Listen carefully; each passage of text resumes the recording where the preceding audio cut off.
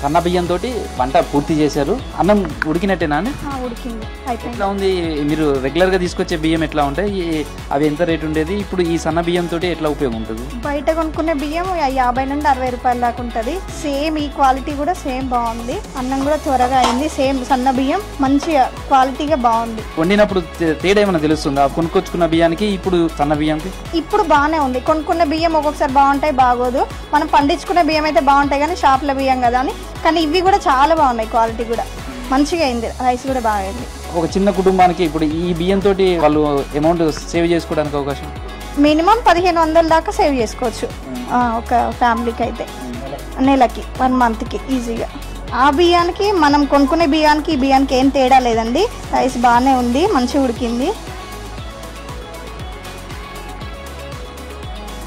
ఎట్లా బాగుంది. సేమ్ మనం కొనుక్కున్న బియ్యం లానే ఉన్నాయి. టేస్ట్ కూడా ఏం తేడా ఉంది? ఎట్లా ఉంది?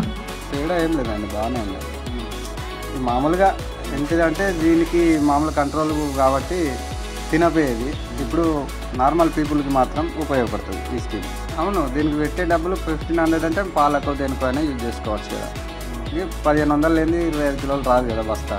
మేము ఒక చిన్న నలుగురు ఉండే ఫ్యామిలీకి ఓకే 1500 మిగిలినట్టే నెలకి. సన్న బియ్యం అని వాళ్ళు చెప్పినప్పుడు తీసుకొచ్చుకునేటప్పుడు కూడా వరకు రేషన్ షాప్ వరకు ఏమనుకున్నారు అసలు? ఇంకా బాగుంటాయని అయితే ఎక్స్పెక్ట్ చేయలేదు.